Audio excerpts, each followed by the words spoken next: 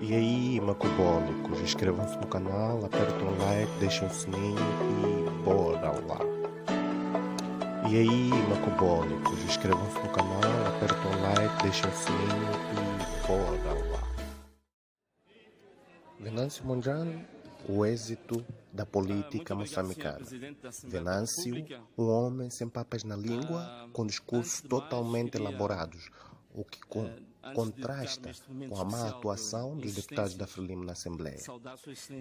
Este jovem, muito jovem, deu uma aula de sapiência na Assembleia da República, matando todos e jogando todos para todos os lados. Acompanhem já a seguir o momento em que o jovem Venâncio, mais considerado por VM10, aniquila o ministro da Saúde e o Kota Maleane. Bora lá.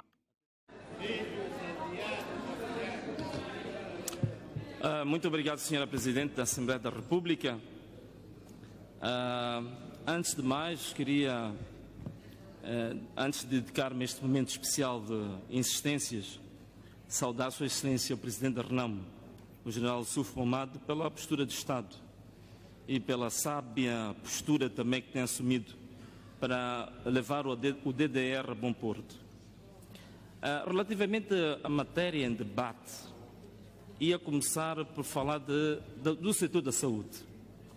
O Ministro da Saúde falou, e falou muito bem, digamos com um ar muito tranquilo, até certo ponto um pouco romântico, sobre como é que estão a decorrer a questão da proteção dos profissionais de saúde e a questão dos subsídios, que foram basicamente essas duas variáveis que nós colocamos na pergunta. Mas só para refrescar um pouco aqui, Excelência Sr. Ministro, recuando um pouco no tempo, para perceber um pouco como é que o regime sempre abordou a questão da saúde. Em 2013, foi necessário haver duas greves sem precedentes na história de Moçambique, a greve dos médicos, que assim foi conhecido, para que no mesmo ano, 2013, ter sido, digamos, publicada a Lei 25/2013, que era pela primeira vez, depois de uma eternidade, uma longa caminhada pelo deserto, portanto, criou-se o Estatuto do Médico da Administração Pública. No ano seguinte, em 2014, pelo Decreto 43 de 2014, o regulamento desta lei, deste Estatuto. De 2014, que foi criado o regulamento, hoje estamos a falar de 2020, ainda não foram implementados os direitos constantes no regulamento do Estatuto dos Médicos. Isto tem que ficar claro. O Sr. Ministro pode fazer as promessas que quiser, de boa vontade, mas os fatos são estes. Nunca foram implementados os direitos dos médicos, respeitando os termos em que está descrito no regulamento dos médicos, já aprovado em 2014. 6 anos depois, os médicos continuam com este calvário e os profissionais de saúde. Só para termos uma ideia, em 2018, houve uma interpelação da Associação Médica e da Ordem dos Médicos do Ministério da Saúde, e já era este mesmo regime, e o Ministério da Saúde emitiu uma nota que dava conta de que ia dar uma ordem à Direção Nacional de Contabilidade Pública, que era para fazer a ativação do chamado Código de Subsídio de Diuturnidade Especial. Este foi um processo um pouco longo, mas não foi implementado também em 2018, até hoje que estou aqui a falar, isso não foi feito. E do dia 21 de dezembro de 2018, o Conselho de Ministros, pelo Decreto 80/2018, faz uma coisa incrível. É que o regulamento que estava aprovado há 4 anos, isto é, em 2014, que não foi implementado, em 2018, há um novo decreto, uma nova norma, para fazer exatamente o contrário, que foi justamente reduzir parte dos subsídios determinados no Estatuto dos Médicos e no regulamento do Estatuto dos Médicos. Portanto, o que o regime fez foi exatamente dar passos para trás nesta matéria. Isso são fatos, isto tem que ficar claro. Né? Agora, as promessas que faz de boa vontade, tudo bem, que o faça, mas os fatos são esses. Também dizer mais, no dia 16 de setembro e no dia 3 de junho de 2020, foram feitas cartas, inclusivamente para o Presidente da República. Portanto, a Associação Médica e também a Ordem dos Médicos chegaram a fazer a carta para o Presidente da República. Portanto, tudo o que está a acontecer, olhando um pouco para a história, como é que este regime tratou a questão da saúde, sempre foi depois de crises. Não há uma boa vontade, não há uma estratégia, não há vontade política de se resolver os problemas dos profissionais de saúde.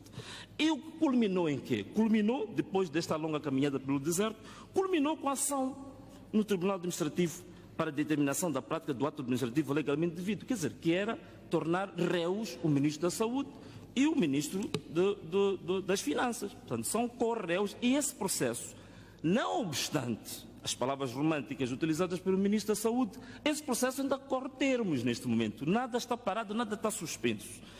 E também, só para citar, eu fiquei admirado como é que o Ministro vem para aqui, sendo um profissional de carreira, um professor reconhecido, não citou uma coisa que no comunicado conjunto da Ordem dos Médicos e da Associação Médica fazem questão, quando eles deram um grito de socorro relativamente às precárias condições de trabalho e à falta de equipamentos de proteção, que era justamente uma das questões que despoletou o processo para o tribunal, foi justamente a perda de vida de uma pessoa muito renomada na área da saúde, uma referência incontornável, que foi o Dr. Mujovo, curiosamente assessor sénior do próprio Ministro da Saúde.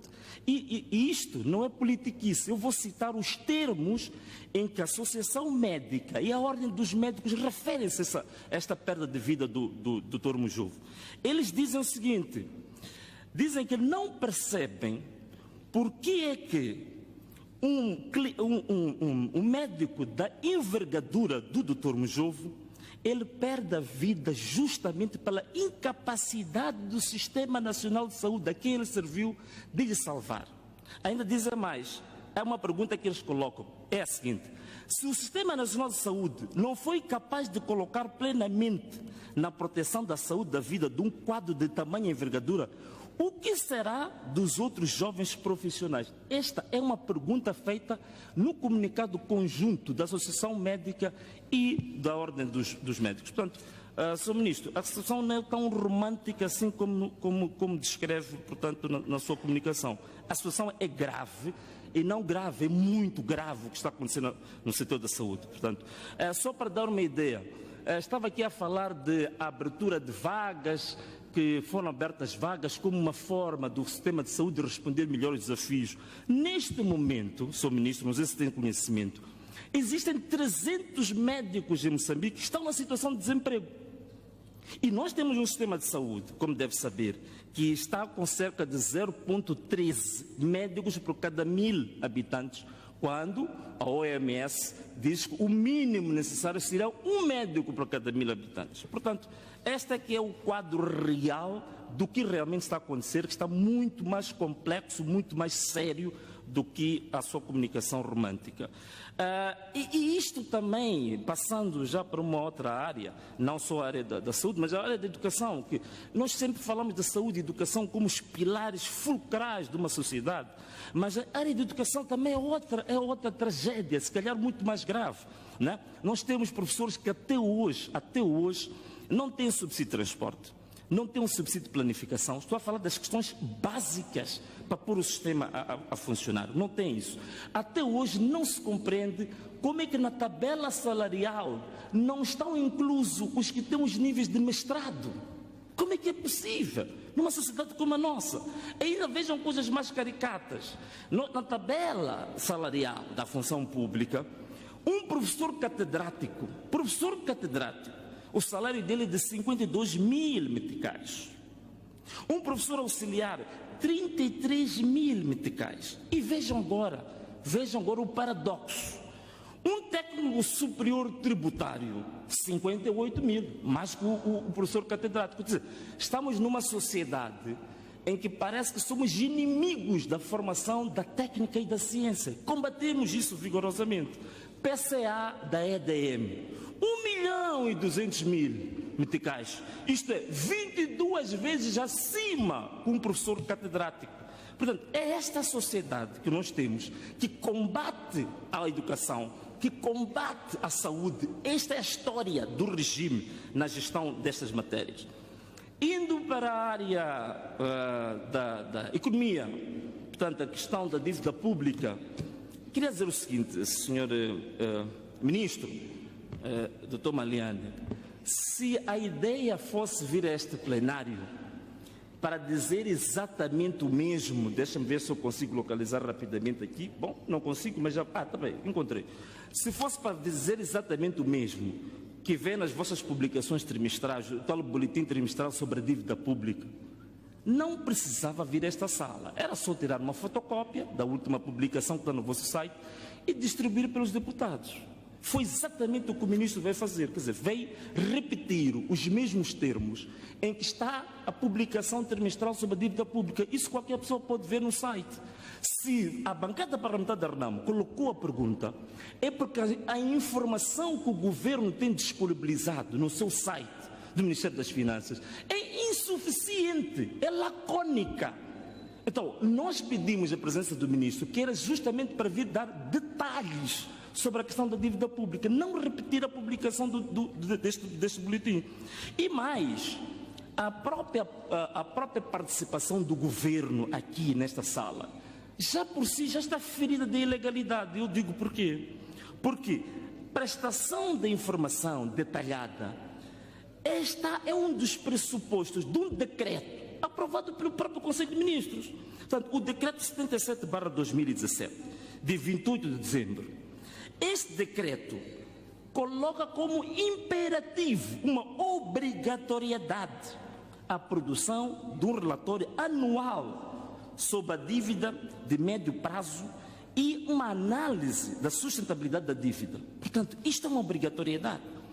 Também, outra obrigatoriedade que está no número 2 do artigo 2 deste mesmo decreto, é que é obrigação do governo informar trimestralmente a Assembleia da República sobre a dívida contratada e garantida as condições específicas dos empréstimos celebrados através do relatório de execução orçamental. Portanto, neste momento, o próprio ministro está em falta com a Assembleia da República.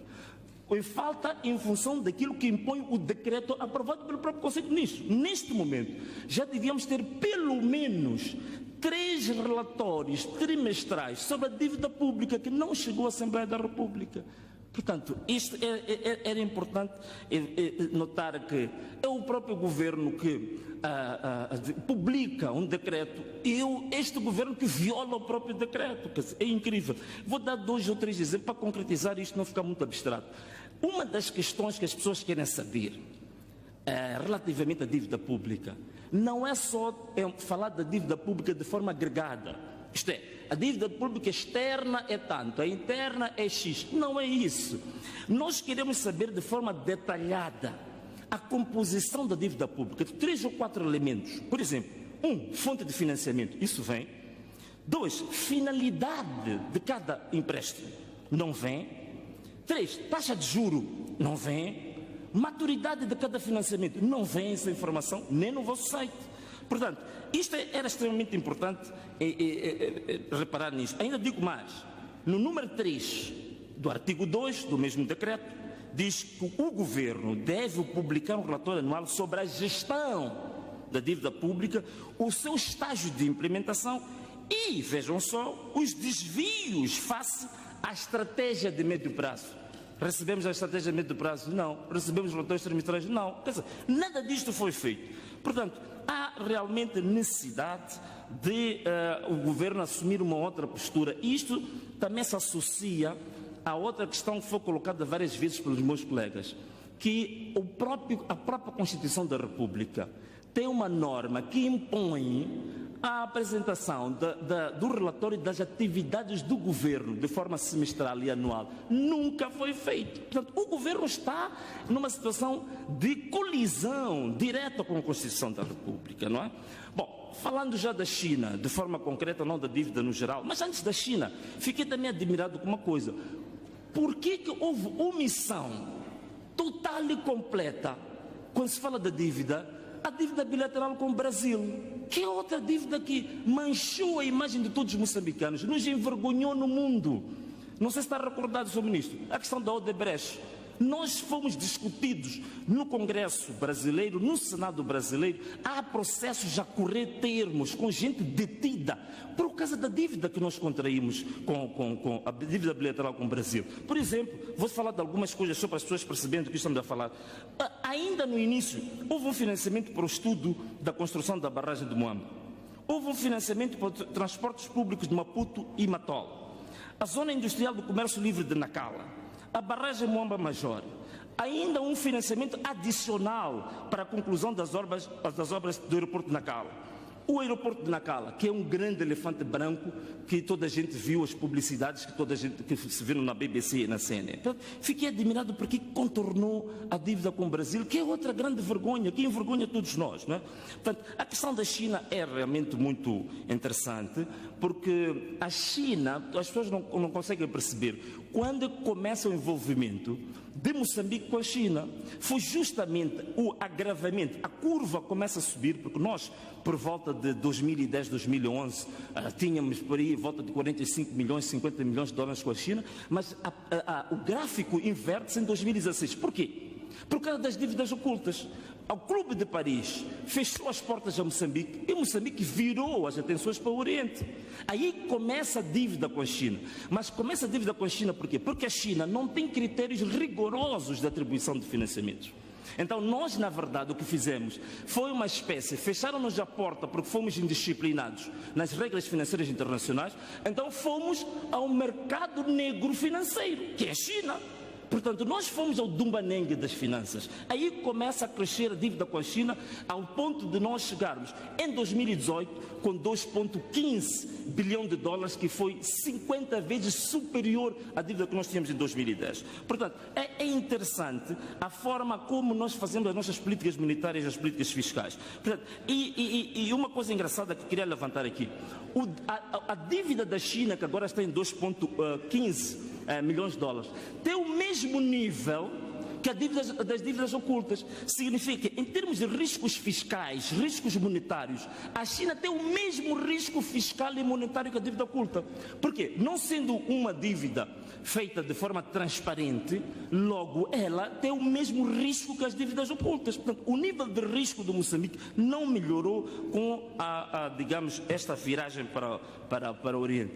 E depois, a Excelência estava aqui a dizer que há tudo muito transparente, porque publicam no site. Eu vou falar de coisas, disparidades incríveis que existem na gestão da dívida. Por exemplo, em 2013, vamos falar da China, em 2013, o crescimento da dívida com a China em Moçambique foi de 488 milhões. Foram assinados contratos. Mas o relatório e parecer da Conta Geral do Estado fala de 329 milhões de dólares. Portanto, há um diferencial de 150 milhões de dólares. Vocês têm que explicar o que fizeram com esse dinheiro. Em 2014, o diferencial é de 255 milhões de dólares. Portanto, não vou citar tudo, mas vou dizer que em 2019, onde Sua Excelência disse muito bem que baixou o nível de endividamento, mas o que é que aconteceu? Esse valor que baixou, não se disse quais são os projetos que foram pagos. Ainda é uma incógnita, ainda há algo oculto no meio disso. Portanto, e ainda repetiu várias vezes que os financiamentos que foram feitos foram para infraestruturas que iam garantir o retorno ou geração de receita para o país pagar essas dívidas. Eu faço um desafio. Diga-me um único projeto de investimento chinês que está a gerar rendimento agora para fazer pagamento de serviço de dívida. Não existe nenhum. E mais, por exemplo, a Ponte Maputo que está aqui perto de nós. Nós gastamos 725, temos uma dívida de 725 milhões de dólares. Excelência, um segundo. Excelência, senhor deputado Venâncio. Caros colegas, são 10 horas e 30 minutos, a hora regimental para o intervalo. Quero pedir a vossa indulgência para que Sua Excelência, o Sr. Deputado Venâncio Mondlane, termine a sua intervenção. Faça favor, Excelência. Muito obrigado, Sra. Presidente. Estava a dizer, é o desafio que eu estava aqui a colocar. Portanto, não existe que indique um único projeto de investimento em Moçambique que está a gerar rendimento para fazer o pagamento do serviço da dívida. Não existe nenhum. Onde se vai recorrer é sempre ao Orçamento do Estado, que na verdade o que é? Em carga de impostos é o povo moçambicano, nós é que vamos pagar isso. Um exemplo que estava para dar, a ponte Maputo-Catembe. O que tinha sido dito, estava-se esperançados que a ponte ia receber cerca de 5 mil viaturas por dia, que não é verdade. O número mínimo que está lá, que é realístico, só permite, segundo o estudo que a OMR fez, só pode permitir a amortização da dívida da ponte Maputo-Catembe daqui a 75 anos. É isto que fizeram com o país. Daqui a 75 anos, quando os nossos netos, bisnetos, ainda vão pagar aquela dívida. Portanto, para concluir, era dizer que este é um caso muito sério. E depois eu não entendo se não há estratégias de geopolítica dentro do governo. O que está a acontecer com a China? A China, pura e simplesmente, ela tem uma estratégia econômica a nível global, que ninguém se apercebeu que a nível da África Austral e da África Oriental, 80% da dívida bilateral de todos os países é com a China. Portanto, ninguém está a perceber o que está a acontecer. E Sua Excelência estava a dizer que não é possível que a China venha, a arrestar os ativos de Moçambique, não é verdade? O porto da Sri Lanka já foi arrestado. O porto de Mombasa, o governo desmentiu, mas estava para ser arrestado. Portanto, é um assunto sério e preocupante para todos nós. Portanto, eu aconselhava que o nosso governo fosse mais realístico e assumir que este regime se tornou insustentável para este país.